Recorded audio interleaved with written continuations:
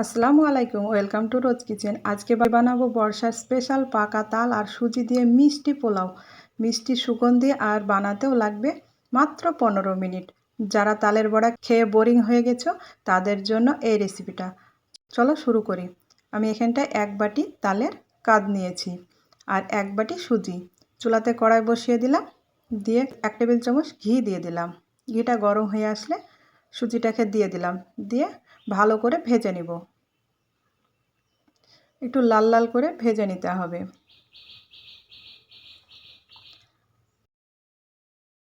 Gas একদম কমিয়ে রাখবে, না হলে পুড়ে যাবে। দেখো সুগন্ধ বের হয়ে গিয়েছে, আমি নামিয়ে নিলাম। আমি একটি থালাতে ঢেলে নিচ্ছি। আবারও কড়াইটা পরিষ্কার করে চুলাতে বসিয়ে দিলাম, দিয়ে তালের কাদটাকে দিয়ে দিলাম।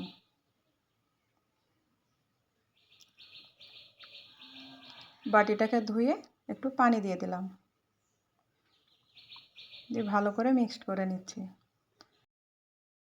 পানিটা একটু দিয়ে দিলাম যেহেতু তালের কাদটা আমার একটু একটু ঘন আছে, সেই জন্য পানিটা দিয়ে দিলাম। অল্প একটু লবণ দিয়ে দিলাম, দিয়ে ভালো করে ফুটিয়ে নিচ্ছি।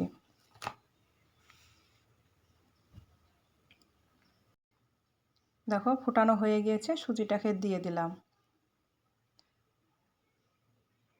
দিয়ে একটি সুন্দর খামির বানিয়ে নেব। কালারটা এত সুন্দর আসবে আর স্বাদও ফাটাফাটি হবে।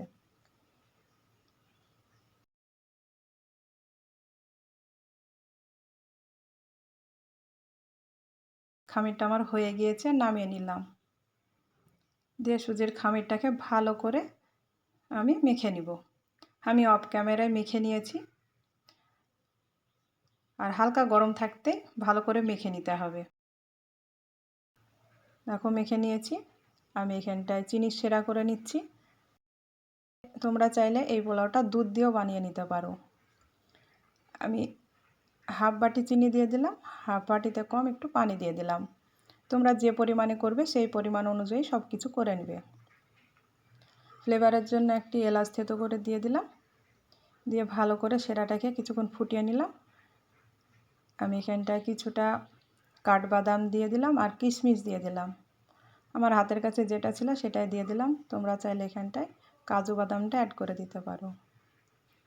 পাকা তালের পোলাওগুলো বানানোর জন্য চুলাতে কড়াই বসিয়ে দিলাম, দিয়ে পরিমাণ মতো তেল দিয়েছি। আর এই রকম গ্রেটার নিতে হবে, যেটা চিকন গ্রেটার, এই গ্রেটারটা দিয়ে এই পোলাওগুলো বানিয়ে নিতে হবে। আশা করছি তোমরা দেখে বুঝতে পারছো আমি কিভাবে বানিয়ে নিলাম। আর দেখো কতটা লম্বা লম্বা হয়েছে। এই পোলাওগুলো বানানোও যেমন সহজ, খেতেও কিন্তু অনেক মজার। তোমরা এই তালের সিজনে অবশ্যই এই পোলাওটা বানিয়ে খেয়ে দেখো, খেতে দুর্দান্ত লাগবে। সবগুলো ভেজে আমি তুলে নিয়েছি। আর দেখো সেরাটা আমার ঠান্ডা হয়ে গিয়েছিল, আবারও ভালো করে আমি জাল করে নিচ্ছি। কিছুক্ষণ জাল করে নেওয়ার পর আমি ফ্রেশ নারকেল কোরানো দিয়ে দিলাম, দিয়ে আবারও একটু নাড়াচাড়া করে নিচ্ছি। দেখো সেরাটা আমার হয়ে গিয়েছে। এই পর্যায়ে তালের পোলাওগুলো দিয়ে দিলাম, দিয়ে এইভাবে কিছুক্ষণ নাড়বে। আর এই পোলাওগুলো খেতে যা অসাধারণ। এভাবে নাড়াচাড়া করে চুলার আঁচটাকে বন্ধ করে আধ ঘন্টা রেখে দিবে, তাহলে দেখবে খুব সুন্দরভাবে রসটা টেনে নেবে আর ঝরঝরা হয়ে যাবে।